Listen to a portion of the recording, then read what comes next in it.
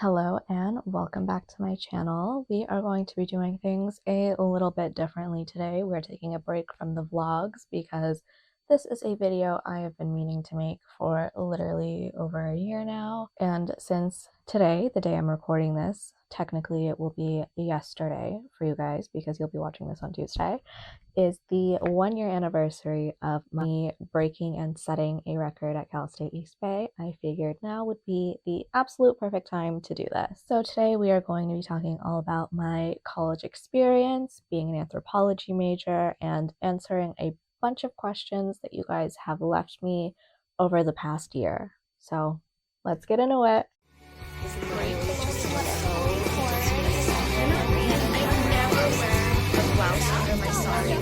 Maybe you're just not funny.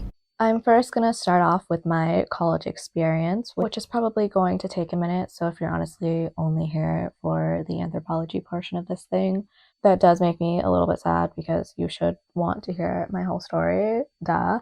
But I also understand because I have a very short attention span as well. So you can skip ahead to now. Let's actually get into it. So this may come as a shock considering I am the daughter of Indian immigrants, but I absolutely did not want to go to college when I finished high school. I had a really bad mental break my senior year. I was going through a lot personally. My parents were finalizing their divorce and it was messy beyond belief. There was a death in the family that just turned everyone's worlds upside down, and nobody at my high school, teachers, principal, dean, counselor, guidance counselor, nobody gave a flying fuck what I was going through. They all just thought I was a problem student who was just not doing well and didn't care and didn't give a fuck like the other rich white kids in the school. Because when you go to a predominantly white high school in a rich area, nobody there practices cultural competency and nobody knows what real life problems are. So they don't know how to deal with them and they don't assume that anyone is going through them because how could they? We are in a white rich area. So, long story short, I was very discouraged from pursuing my education further, despite the fact that I love school and I loved learning because I felt like school and learning did not love me back. But as moms always do, my mom knew what was best for me and she encouraged me to at least apply for community colleges because it was way too late for me to even attempt to apply for like an actual university. Like it was too far gone for that. But my mom knew how much I loved school and learning and that I would regret it if I didn't, and she was absolutely correct. So I applied to some community colleges and I ended up going to Marpart College. My Valley kids know. And I ended up in the nursing program. Yes, you heard that correctly. I was originally a nursing major. I'm not the type of person that's like squeamish or anything. I'm really good with blood and guts, and I like helping people. And my grandmother, who was a very important person in my life that I lost when I was 15, was also a nurse. And the stories she told about being a nurse and helping people always really stuck with me, and I thought that that would be a really great way to honor her. I, however, quickly found out that I am really bad at statistics and honestly really bad at science as a whole. So about a year and a half into that program, I ended up switching into radiology tech because a lot of the prereqs were the same and I wouldn't have to start all over like I would with any other major. However, I went to one of those seminar things where they give you like the rundown of the major, and this was probably one of the craziest things I found out during my entire college experience, which is still going on, is that there are not a lot of radiology tech programs in California, but there are a lot of radiology tech students in California. So that being said, you could finish your prereqs in about 2 years, but the actual rad tech program is so backed up that you wouldn't even get into it for another 6 years, and then you wouldn't finish it for another 2 years after that. So I wouldn't get a certification to become a radiology tech for 8 years. And I was like, I could become an actual doctor in that amount of time. Like, what the fuck do you mean 8 years? So at that point, I was stumped because if you know, counselors at community colleges already suck. But the counselors at Ventura County community colleges suck even more, and it's not their fault. It's the system's fault because they just shuffle and recycle them through all 3 or 4 of the Ventura County community colleges. So they have no clue what's going on a school to school basis. We have no clue what's going on. Nobody has any clue what's going on. And to top it all off, my mom didn't go to college in the States. My sister didn't go to college at all. And nobody in my circle to this day will understand the pressure that I am under as a low income first generation American with a sick single parent, because it's not just me depending on my success, it is also my mom depending on my success. And that is a lot of pressure for an 18-year-old to be under. To know, like, since day one of college, you couldn't just like dick around like everyone else does and go to frat parties and rush Greek and whatever. I couldn't do those things. And so you could probably guess that I was having as much fun in community college as I was in high school. None. So when I finished my GEs and it was time for me to transfer, I ended up just applying as undecided to 2 colleges. I didn't get the application waiver that year for whatever reason, so I could only afford to apply to 2 colleges.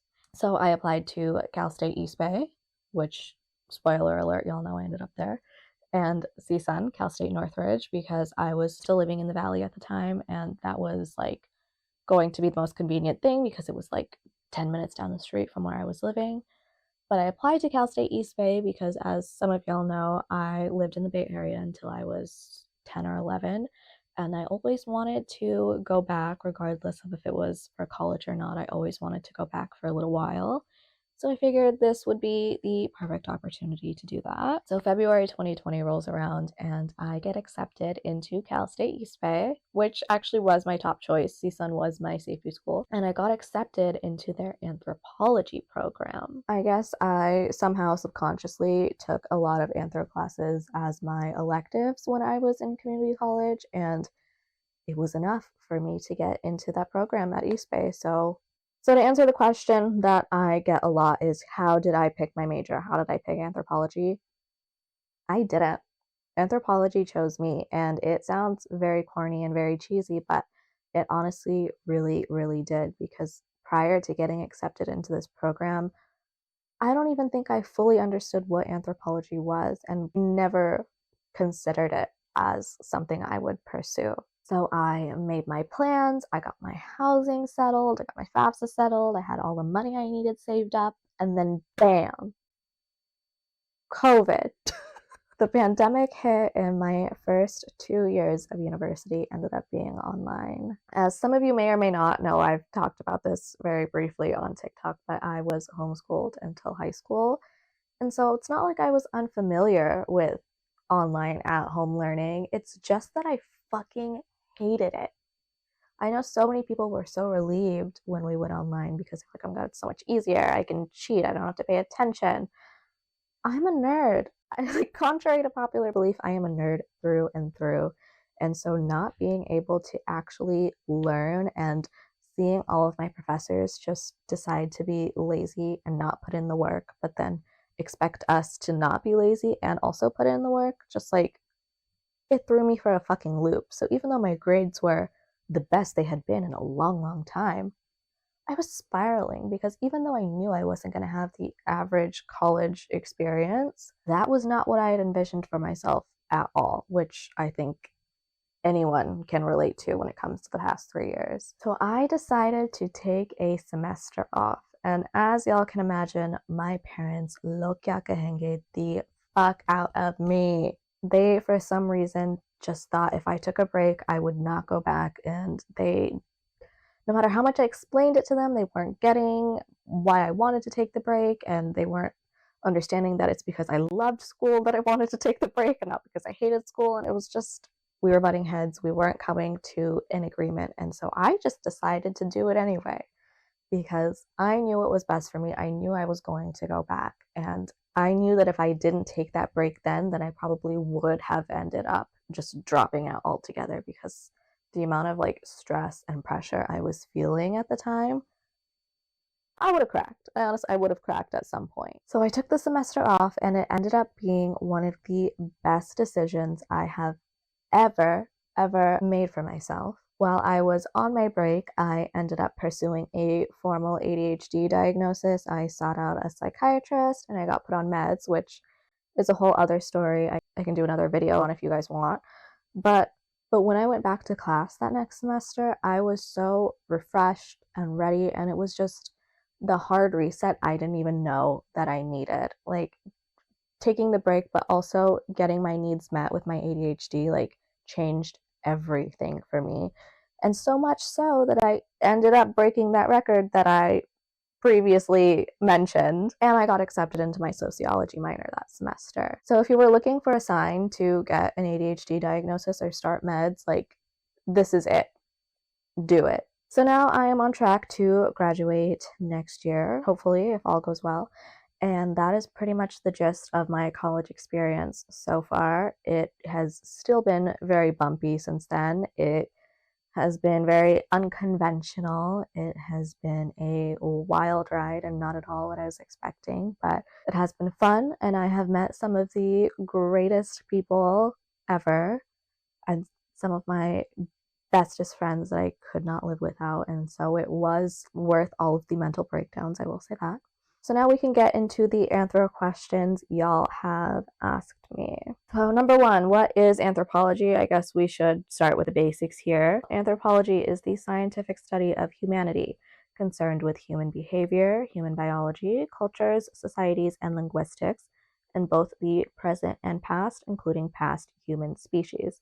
The TLDR of that is that we study human behavior, culture, and languages and biology from before we were even humans to now. That's the simplest way I could put that. And because humans are so freaking complex, there are 4 main branches of anthropology, which are archaeology, biological anthropology, cultural anthropology, and linguistic anthropology. This was not asked, but I feel the need to cover it because I feel like I would not be doing anthropology justice if I didn't. It is that anthropology, like most things in this life, has a very ugly history in that it started as a colonial science by settler Europeans because they wanted to figure out why non-European cultures were so different and primitive and ancient compared to theirs. And so it started out as a way of spreading more white supremacy. And unfortunately, I think that we still see a lot of remnants of colonial anthropology today in a lot of different ways, which I will expand on as we get into more questions. But I will say the biggest thing for me is because, at least here in the US, it is a white male dominated field.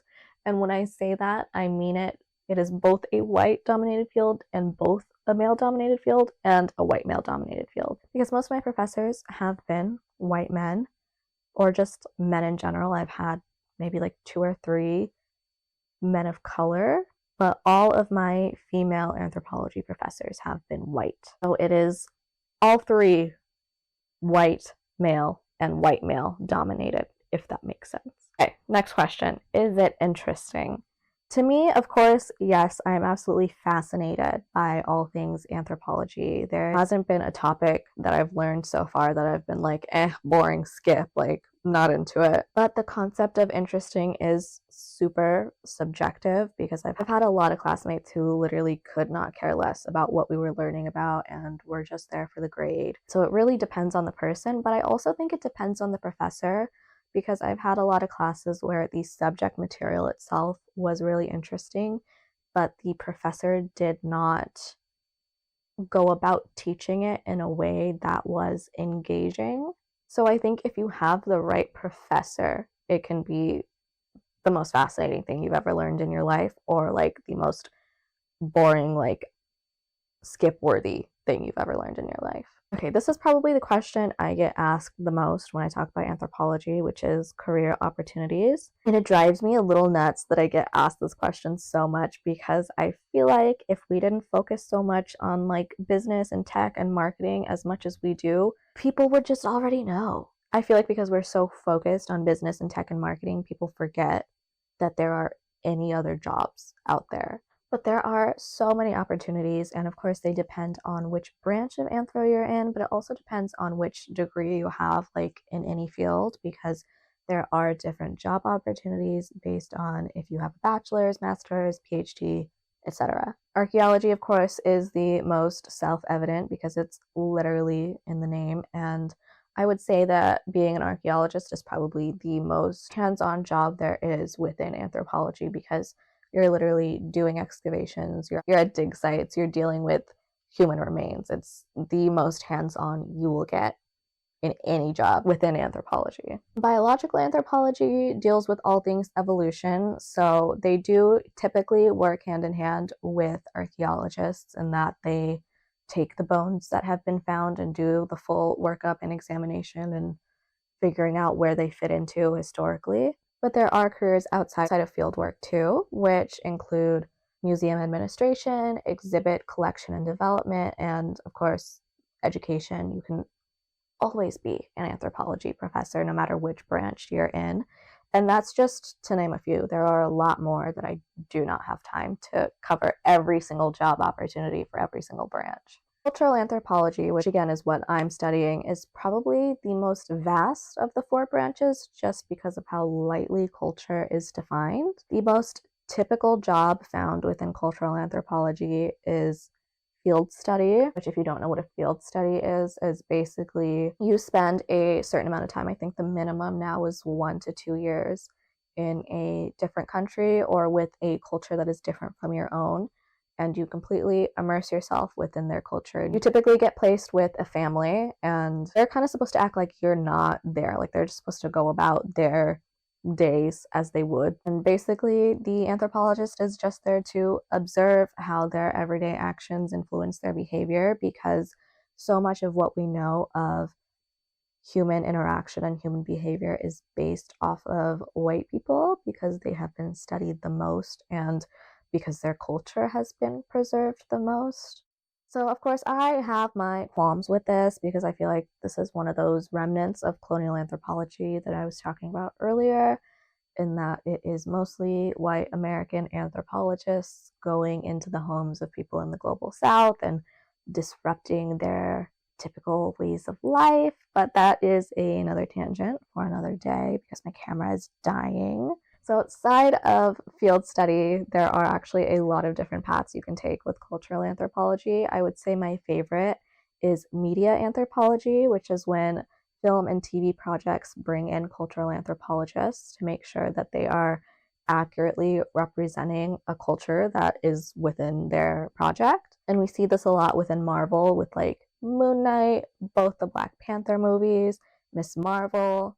I would say this is probably one of the coolest careers there is within anthropology, and I think it's also one of the more underrated ones because I don't think a lot of people take into account like how necessary these kinds of things are for the everyday media we consume. If you want to go the corporate route, which I do not encourage for obvious reasons, but will not disparage you if you do, you'll find yourself in human resources, public relations, and DEIB, which is diversity, equity, inclusion, and belonging. You could also find yourself within marketing research, which I do think is a little oxymoronic for being in anthropology, but again, another tangent for another day. And of course, there are always roles within research jobs and nonprofit organizations. I'm going to knock two birds out with one stone here because one of the questions I do have and get asked often is what I plan on doing with my degree. And I have been hesitant to answer this question since I started getting asked it 2 years ago because I believe so heavily in Nazar and Evil Eye, and I don't want anybody preying on my downfall, but at the same time, I feel that, one, I shouldn't think that any of you are asking me this with ill will or ill intention, but also, if I want to sit here and spread the humanities and anthro and socio agenda and propaganda, I should probably immerse myself in spreading it a little bit more. I will give you part of what I want to do with my degree. I won't give you all of it, just so I can have a little bit of peace of mind that I didn't just like put it all out there, because my college experience has been so rough already that I just have this fear of it getting worse, because every time I've thought like, oh, it could be worse, it gets worse. But I told myself I was going to be delusional this year. So we're going to be delusional, and I'm going to pretend that nobody's going to evil eye me and that I am protected. And yeah, so what I want to do with my degree is I plan on practicing Ayurveda and Eastern medicine, which I'm sure most of you know can be done with just a certification. But again, as most of you know me, I don't believe in doing things without the cultural competency to do them. So taking the easy, slow route in that was never going to be the path that I took, especially given the way that Eastern medicine is so trendy right now, and a lot of people are doing it for kind of like a cash grab. That's not the way that I ever want to practice it. And I don't believe in doing anything unless my heart is fully in it. In order for my heart to be in it, my brain has to be in it. And that is why I have been pursuing this degree for the past 6 years of my life, even though I could get it done with a 6-month certification, because it's just not who I am.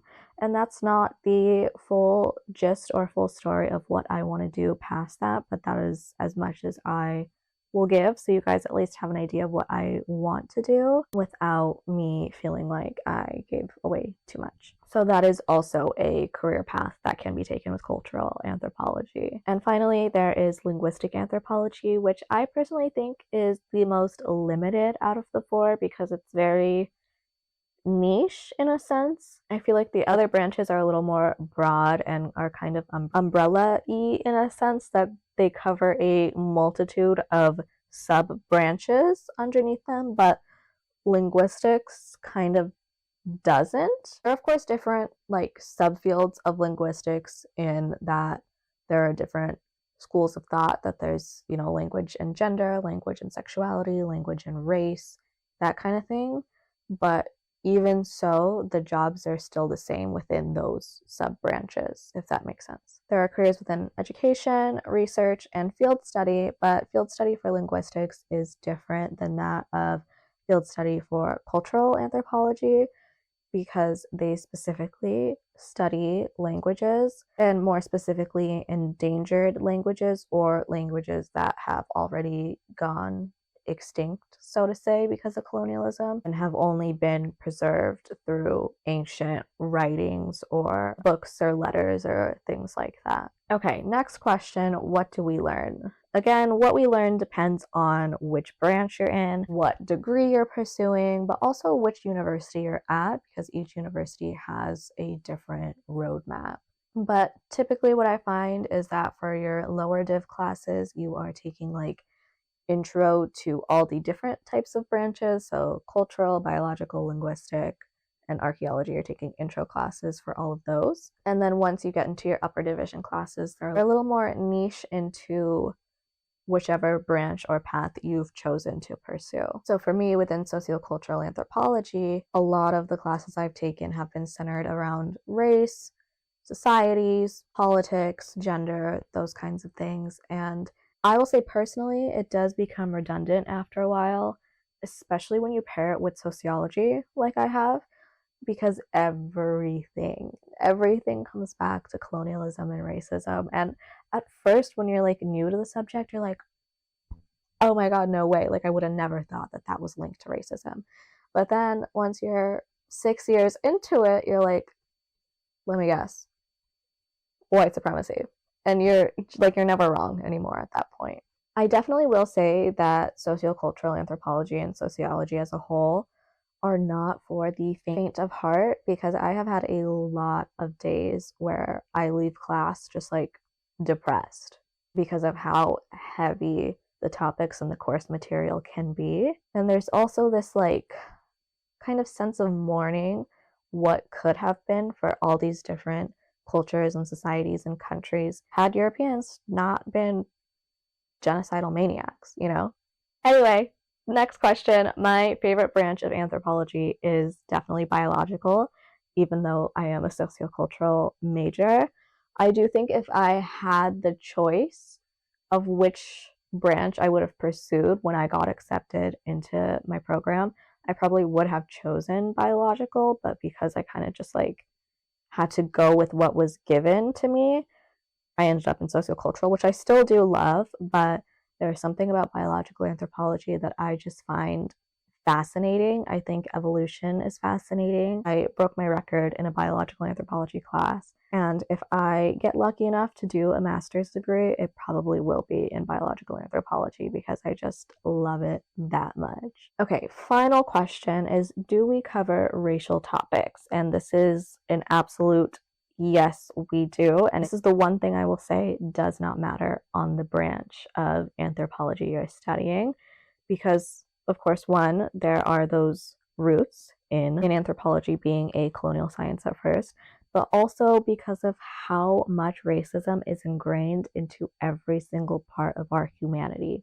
It's unavoidable no matter which branch of anthropology you're in. For example, in archaeology and biological anthropology, it is widely discussed because of how badly people to this day want to reject evolution because they refuse to believe that humans came from African countries. So much so that white archaeologist Charles Dawson, back in the day, planted a fake fossil to try and prove that humanity came from Europe because they did not want to be associated with Africa that fucking badly. And theories like Piltdown Man, which was the name given to the fossil, were supported and uplifted for years because of how popular it was to be racist back then. Of course, cultural anthropology, we have to talk about racism because it's like at the very core of what we study. We talk about societies before colonialism, societies after, and hypothetical theories about hypothetical societies in a post-racial world. A lot of sociocultural anthropology is just being like, hey, you know that thing that you do all the time? Did you know it's actually racist? Like, it's basically just showing you how ingrained racism is into our culture. That's what sociocultural anthropology really does. I think cultural anthropology in itself is probably a little less focused on it, but because I'm in like a niche sub branch, it's a lot of racism. And linguistics are actually very heavily racially loaded because of how many languages were eradicated through colonialism, through language ideologies about like broken English and different dialects like AAVE, and how people think it's wrong to not speak proper English. That's obviously all racism. And even classification of dialects versus languages is deeply rooted in racism and sociopolitical conflict. I think when you're in the humanities, regardless of if it's anthro, socio, whatever the other humanities are, it's unavoidable to talk about race because of how much it affects every single little thing that we do. I really think that that is the focus of humanities as a whole, is to bring attention to how much race affects every little thing that we do, because people like to pretend that it doesn't, which is probably why the humanities are so underfunded and underrated. Maybe I'm biased, who knows? But yeah, talking about race is unavoidable in humanities and especially anthropology. That is probably the not so fun and fascinating part of it, because you really have to examine how horrible some humans were and how badly they fucked up our world because of how fucked up they were. And that's probably the hardest part, I think, of the humanities and anthropology as a whole, is just knowing that what's done is done and that there's like no way to go back now. That's kind of depressing, but that's why I say it's not for the faint of heart, because it's built upon that fact. So if that fact was too much for you to handle, anthropology, sociology might not be your thing. So that about wraps up this video. Thank y'all so much for asking me such great questions. And please feel free to ask me more, whether it's under this video or it's on TikTok, Twitter, Instagram, like wherever. There's like nothing more in this world that I love talking about. And I could talk about this shit for hours. There are so many tangents I wanted to go on in this video, but then it would have been like a 3-hour long video. So I didn't do it now. But if there are any tangents you guys want me to go on, please let me know and I will gladly go on them. But thank you so much for watching. Don't forget to like and subscribe. If you want to leave comments for video suggestions or anything like that, please feel free to. And I will see you next Tuesday.